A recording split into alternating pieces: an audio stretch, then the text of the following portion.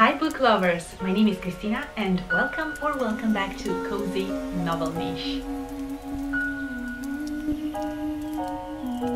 Today I'm here with my third review of a book from January. January was definitely an amazing reading month for me. What can I say? I was very lucky. It wasn't intended, it just happened like that. And this book was a 5-star for me. As you know already, if it's a 5-star, it's just my favorite. I don't usually rate books anymore, but when I put a 5-star, it's because I love it and I will probably reread it in the future, or I would love to get a physical copy of it if I read it in an audio format, and this is the case. I listened to this audiobook. It's not very long. It has a very interesting format, as in we have more than one voice for a narrator. It's not exactly a casting, but different voices. We have two main voices, and then there are some other voices that just pop up here and there in the story. It's just very interesting. It makes everything more entertaining. The book I'm talking about is a non-fiction book, and it's called Big Friendships: How We Keep Each Other Close. It's a book written by two authors. The first one is Aminata So and the second one is Anne Friedman.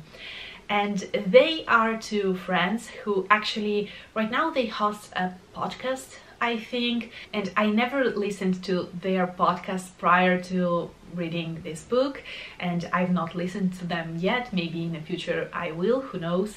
But just to tell you that probably this book can be intended for people who already know them, but I went into it knowing nothing about them and I still enjoyed it.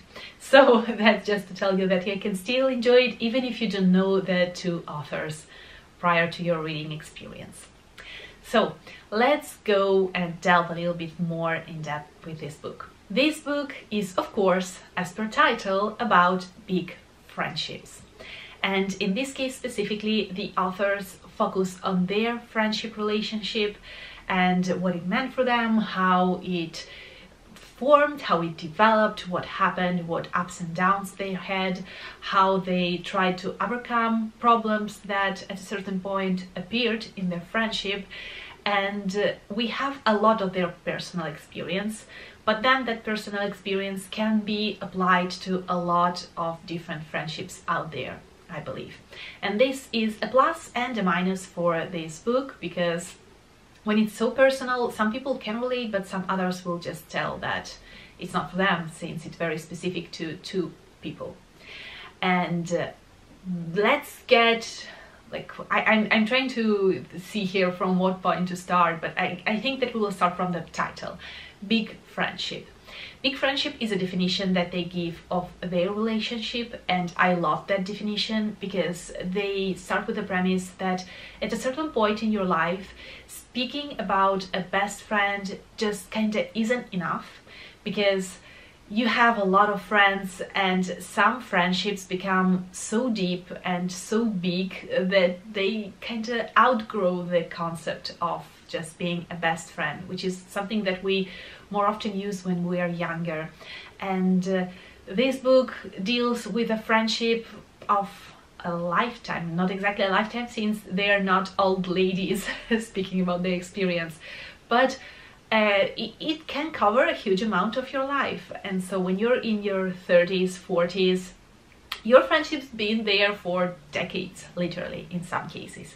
So the definition big friendship is meaningful because it really describes that kind of friendships that are there for you. It can be just one person, it can be a couple of people, or a trio, or whatever it is, but you just know that they are those friendships that will be there and they're worth fighting for. And this is kind of the difference between any other relationships that can kind of start and then just kind of die in time, while for a big friendship you really want to be there and fight for it. And this is something that they've done with their friendship. And I think that this book is very important, not because of the way it was written, not because of a particularly fresh take or just mind-blowing take that the authors have on friendship per se, but the fact that it's a book about friendship and it's out there, and we don't have enough of those, I believe. We don't have enough stories about simply friendships, and we don't have enough non-fiction books about simply friends and what it means to be friends, what friendship is, how you go on in your life with your friends, how you grow with your friends, how you don't lose people throughout your life if you want to stick to them, how you try and overcome all the difficulties that lives kind of throw at you throughout your path. And I think that that's the reason why I love this book so much, because it was one of the only books that really was all about friendship. And this is something that's very, very meaningful for me right now, because I'm in my 30s. And a lot of things change when you're in your 30s. People start to kind of reshape their lives. There are new families, there are changing families, there are people who are moving, there are people who are changing their careers. There is so much change, and you want to still have some people near and dear to your heart in your life, and you sometimes have to fight for it.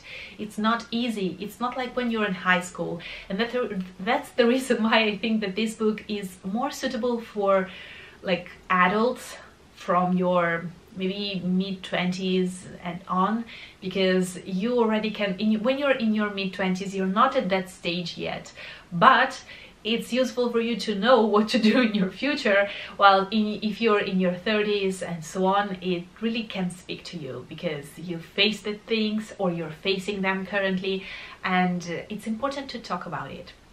Something that I appreciated is that this book actually deals with this topic, and it speaks about the fact that we don't have enough literature about friendship. We don't have enough non-fiction book about friendships.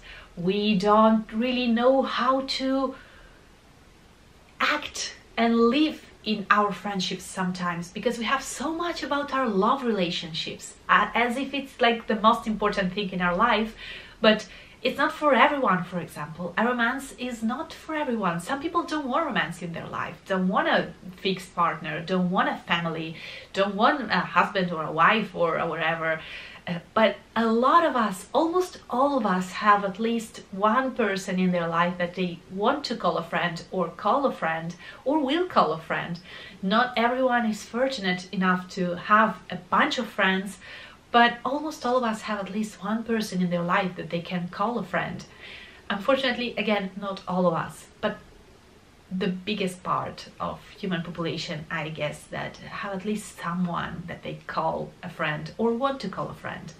And we don't really have any tools to navigate our friendships. We have so much, the book talks about it actually. We have therapy for couples, we have family therapies, we have all these like articles and books and handbooks and whatnot about just one-to-one relationships with a partner or with your family, but not about a friend.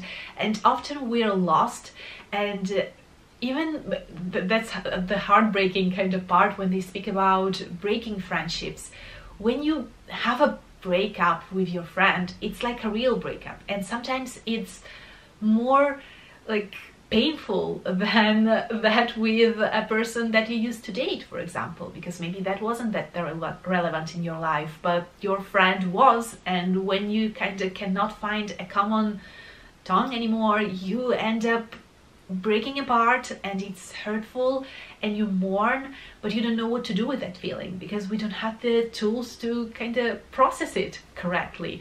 And I think that that was very, very fascinating to speak about it, and I definitely was agreeing with the authors about this on this topic. Something that is on the other side very specific to their relationship, and so not everyone will be able to relate probably, are the parts that deal with their specific cultural background and their specific kind of life setting, because we're speaking about two women first of all, so maybe for two men it's a different relationship. We're speaking about an interracial kind of friendship, so we have a white woman and a black woman and what it means, but this I think is actually a strength, because everything that applies to interracial friendship can apply to monoracial. Is it even a word? To a monoracial friendship too, but it adds you the plus value of knowing something that you're not familiar with. And when they were speaking about interracial friendships, I don't have interracial friendships per se in my kind of inner circle of friends, but it resonated with me a little bit because for me it was intercultural friendships, because my culture is different from that of all of my closest friends. And so on some level I was able to resonate with that aspect. So that can be lovely for you to know, for example. And then we have the kind of social position of these women. We're speaking about women who are working, who are living in a Western country. We're speaking about women who can go on a vacation, for example, women who are speaking about their careers, and not everyone would relate to that aspect of their friendship. But all the other aspects I think that are very worth knowing, and even if it's not something that resonates with you 100%, it still can be very useful and very interesting to know and observe, even from an outside point of view, let's say. And as you may see, I'm already rambling here. I can speak about this book for so long. The main thing that I really appreciated is that they've not sugar-coated anything about their relationship, and they decided to kind of go and take the most objective possible take and point of view for their narration, just to see and try and see the faults, the pros and the cons from both sides.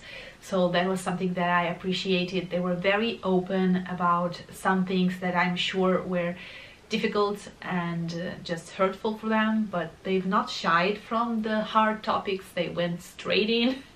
So that's something that I appreciated. It's like they were letting us in their inner circle, and I think that it takes a lot of strength to show your vulnerabilities and your fragilities like that to a lot of unknown people out there, and I definitely appreciated it.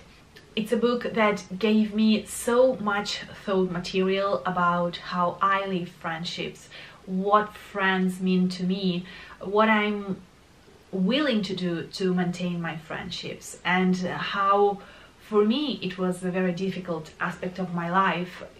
Pretty much in these last years, friendships were a big, huge theme for me, and I wasn't sure that I was managing them correctly, kinda. So now I'm very much more thoughtful about it, and I'm trying to move my life around and fix and just tweak things so that that aspect of my life is as I want it to be too.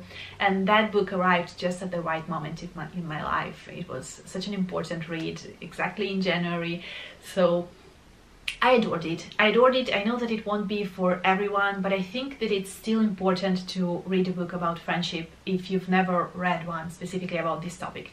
I have one more on my wish list that I wish to read in the future. Again, it's a non-fiction book about friendship, so I'm curious to see what take that one will get.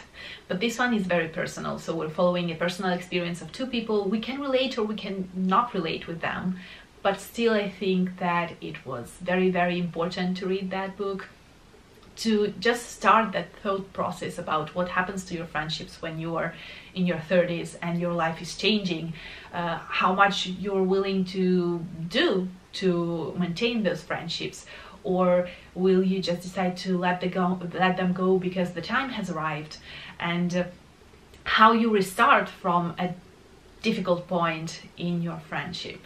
I just thought that it was a lovely book for me, at least personally, and if you read it, please let me know down below what you think about it, and if it's a topic that kind of interests you in general, let me know your thoughts about it down below. For me, it's definitely something I'm very passionate about, as you may see. And yeah, I will see you very soon in the next video, and meanwhile curl up with a great book, and bye! Ciao!